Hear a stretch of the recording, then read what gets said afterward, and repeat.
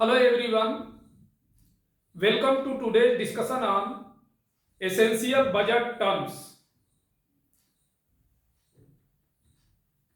Budget अभी हाल ही में हमारे देश की वित्त मंत्री श्रीमती निर्मला सीतारमण द्वारा 1 फरवरी को 8वां बजट पेश किया गया और उस बजट में कुछ ऐसे महत्वपूर्ण टर्म्स हैं जो कि शामिल रहते हैं। सामान्य व्यक्ति उन शब्दों के बारे में, उन टर्म्स के बारे में नहीं समझ पाते हैं।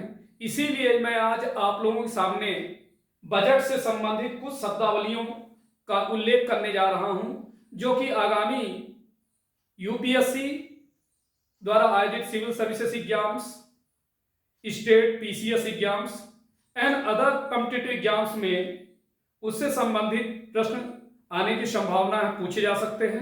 अतः उनके बारे में परिचित होना आवश्यक है। तो सबसे पहले हमारे देश को केंद्र और राज्यों में प्रशासनिक कामकाज के लिए डिवाइडेशन किया गया है, विभाजन किया गया है। केंद्रीय स्तर पर बजट पेश करने की जिम्मेदारी केंद्रीय वित्त मंत्री को होती है और राज्यों के लिए राज्य के जो वित्त मंत्री होते हैं इनके द्वारा बजट पेश किया जाता है। अभी हाल ही में जैसा कि मैंने उल्लेख किया कि वित्त मंत्री श्रीमती निर्मला सीतारमण द्वारा 1 फरवरी को सुबह 11 बजे 8वां बजट पेश किया गया था, जिसमें मध्यम वर्ग के बोझ को कम करने के लिए इनकम टैक्स रेट में संशोधन किया गया।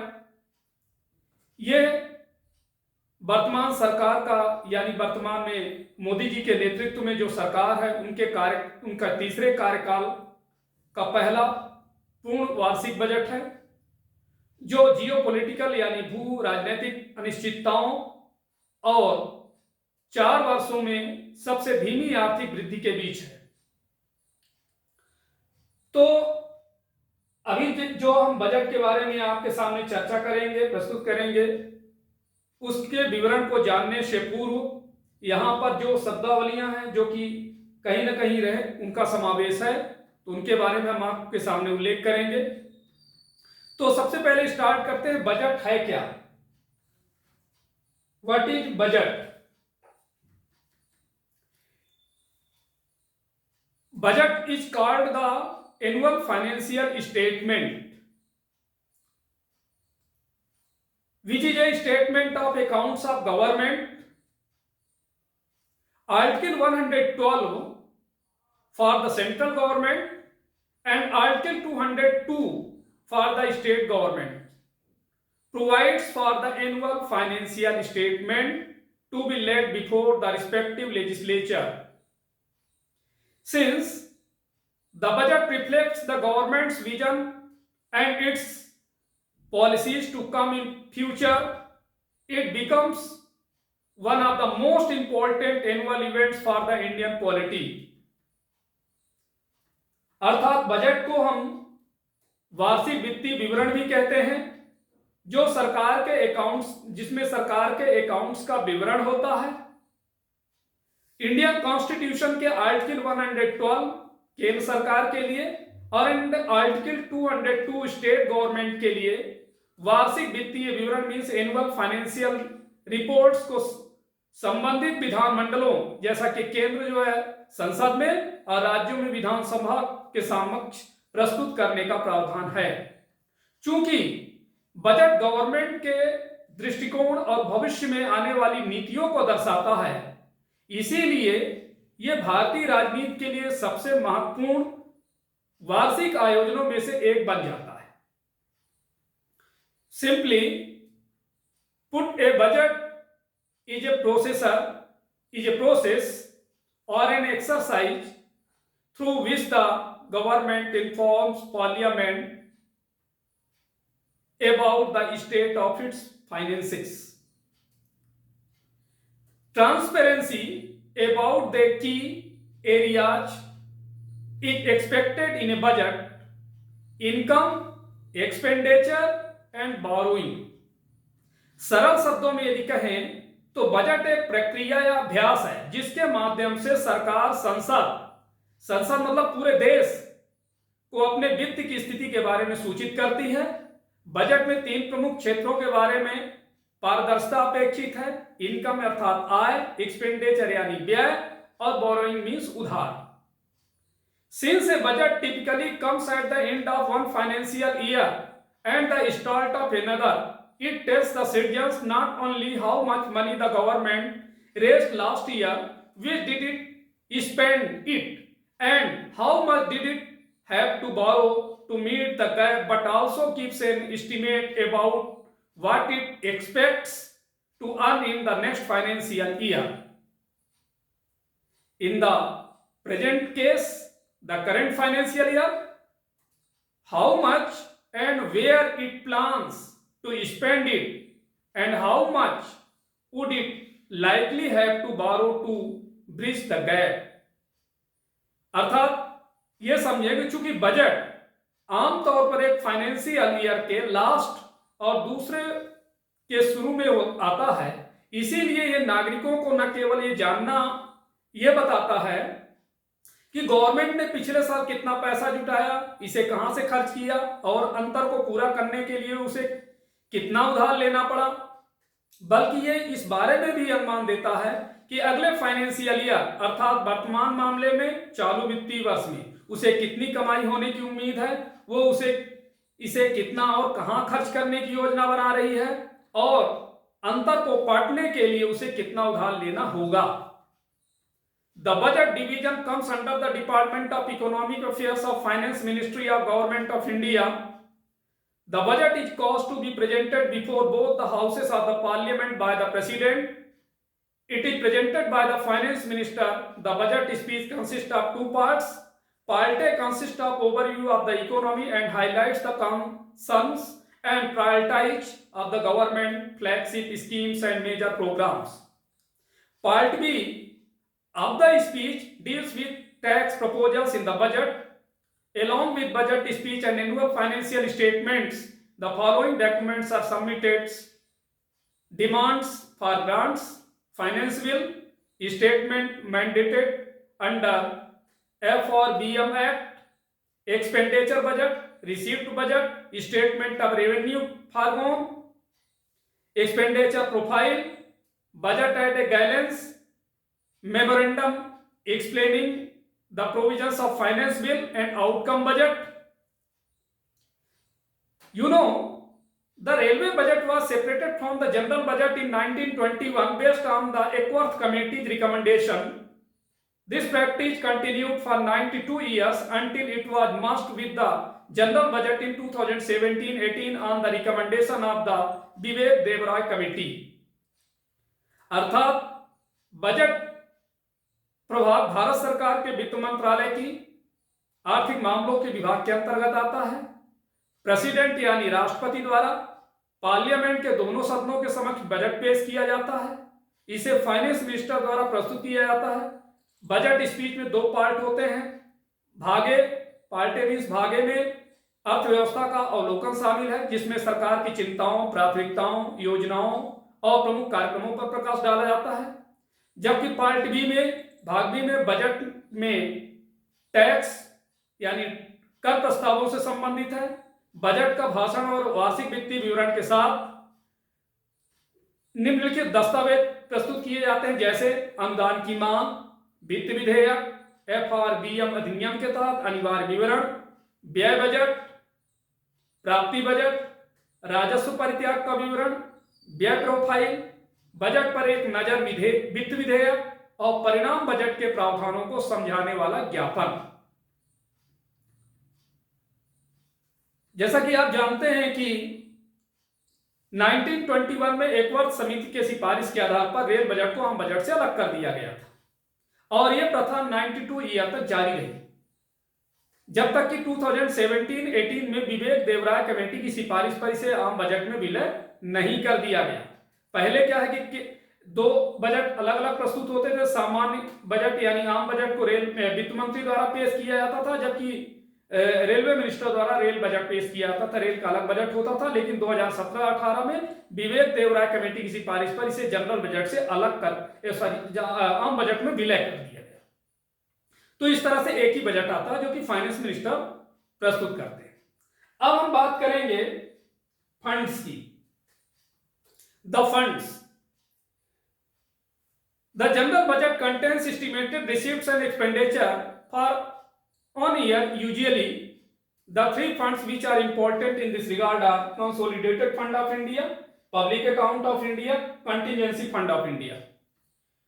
So सबसे पहले हम कंसोलिडेटेड फंड ऑफ इंडिया अर्थात भारत की संचित निधि।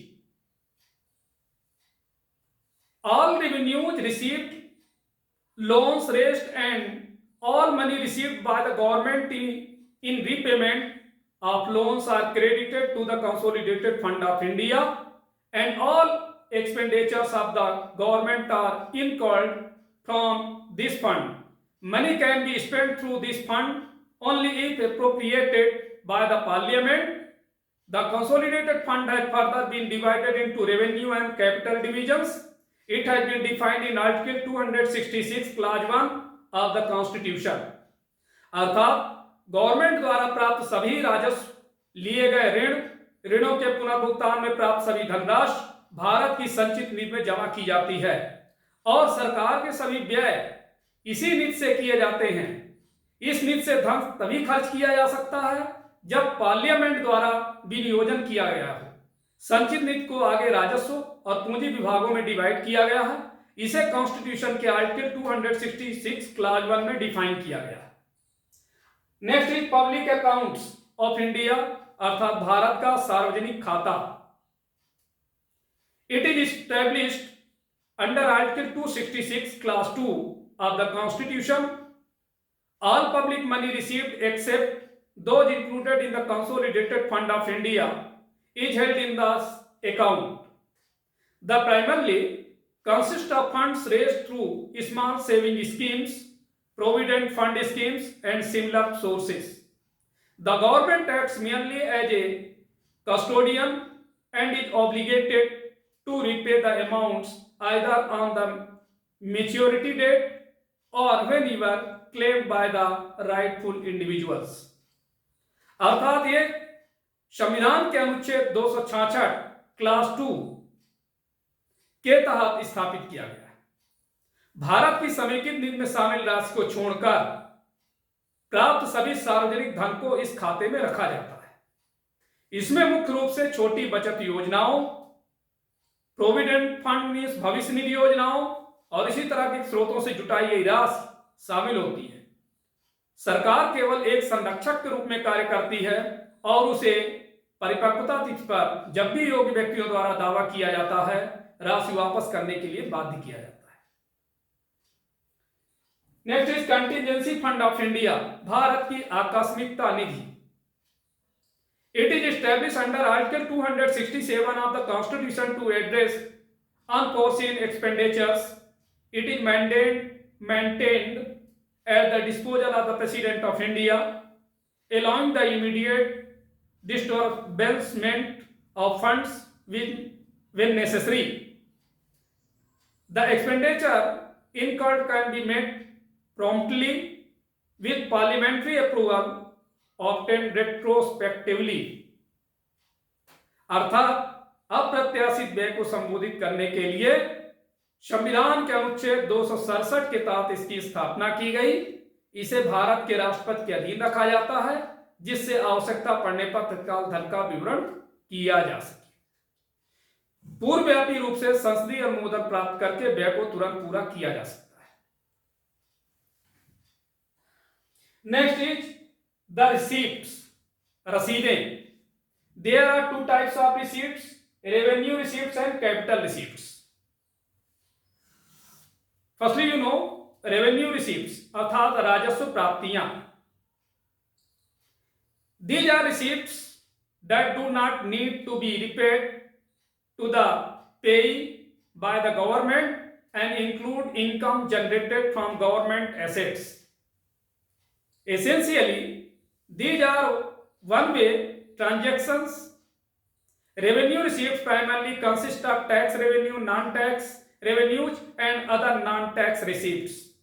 अर्थात ये वे प्राप्तियां हैं जिन्हें सरकार द्वारा भुगतानकर्ता को चुकाने की आवश्यकता नहीं होती है और इसे सरकारी परिसंपत्तियों से उत्पन्न आय शामिल होती है।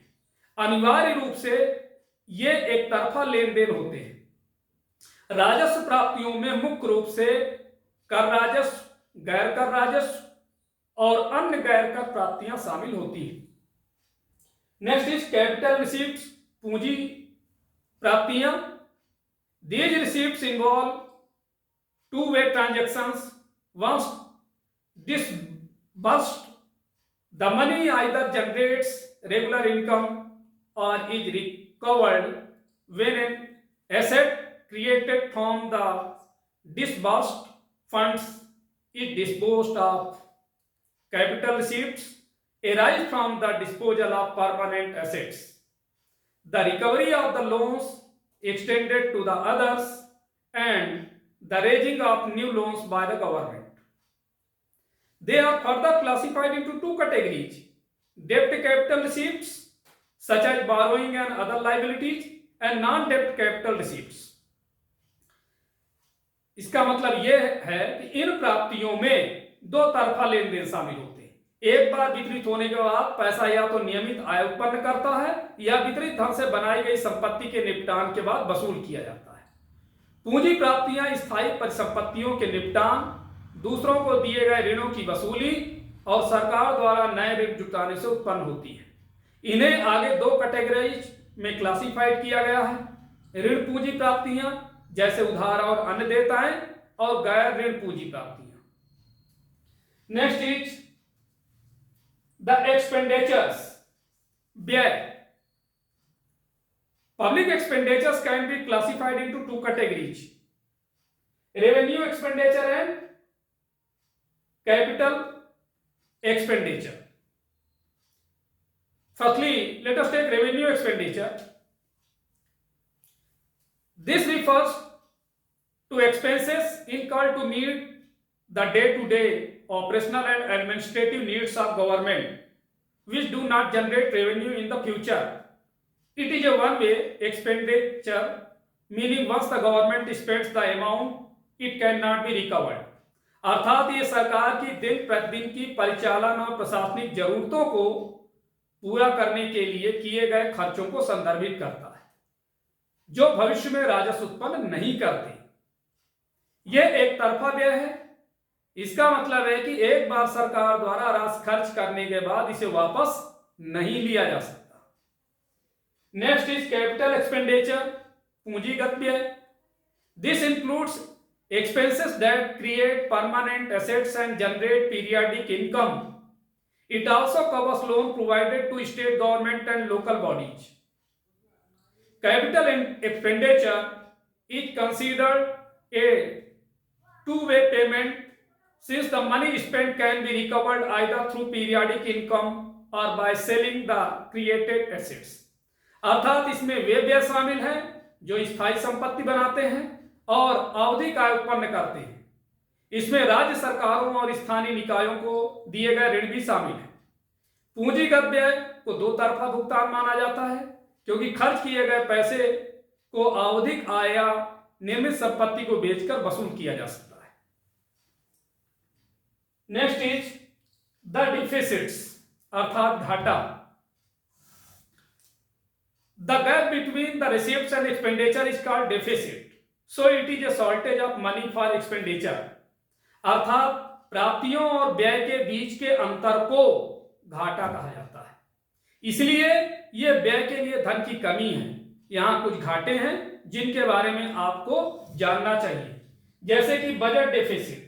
बजट डेफिसिट कैसे निकालते हैं? टोटल एक्सपेंडिचर में से टोटल रिसीप्ट्स को घटा देते हैं। That is means budget deficit equal to total expenditure minus total receipts. अर्थात हिंदी में समझिए, बजट घाटा बराबर कुल व्यय, मींस कुल व्यय ऋण कुल प्राप्तियां। ठीक है, जो आपने खर्चा किया है उस टोटल खर्चे को जोड़ लीजिए और कितनी प्राप्तियां कहां से आपने प्राप्त की हैं उन सबको सम कर लीजिए और व्यय में से कुल प्राप्तियों को घटा दीजिए, तो आपको बजट घाटा मिल जाएगा। Next is effective revenue deficit. तो रेवेन्यू डिफिसिट भी समझ लीजिए आप। रेवेन्यू डिफिसिट में से रेवेन्यू एक्सपेंडिचर माइनस रेवेन्यू रिसीव्ड्स, अर्थात राजस्व खर्च में से राजस्व प्राप्तियों को घटा दें तो राजस्व घाटा प्राप्त होता है। नेक्स्ट है इफेक्टिव रेवेन्यू डिफिसिट्स, जिसे हम प्रभावी राजस्व घाटा बोलते हैं। तो प्रभावी राजस्व घाटा निकालने के लिए राजस्व घाटा में से पूंजीगत परिसंपत्तियों के निर्माण के लिए सहायता अनुदान जो होता है उसे घटा देते हैं। Means revenue deficit minus grant in aid for creation of capital assets. Same है next physical deficits. Physical deficit को हम बोलते हैं राजकोषीय घाटा। Total expenditure minus total receipts except borrowing and other liabilities, अर्थात कुल व्यय में से उधार और अन्य देनदारियों को छोड़कर कुल प्राप्तियां जो होती है उसको माइनस कर देते हैं तो हमें राजकोषीय घाटा प्राप्त होता है।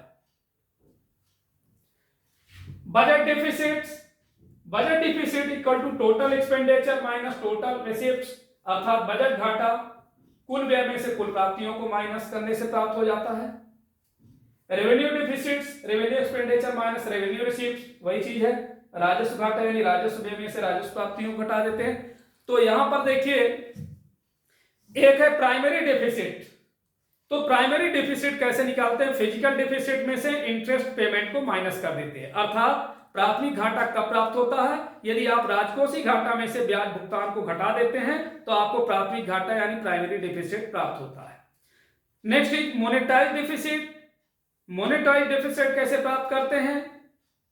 Borrowing from RBI means RBI से उधार plus draw down balance of government from RBI, अर्थात आरबीआई से सरकार की निकासी शेष, इन दोनों को जोड़ देते हैं तो आपको क्या प्राप्त हो जाता है? मौद्रिक घाटा। मोनेटाइज डेफिसिट्स को हिंदी में हम मौद्रिक घाटा बोलते हैं। नेक्स्ट अब हम समझेंगे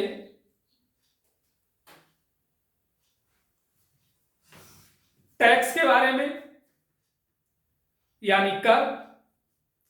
tax is a mandatory payment made by an economic entity to the government without any guarantee of receiving a specific or direct return from the government in exchange.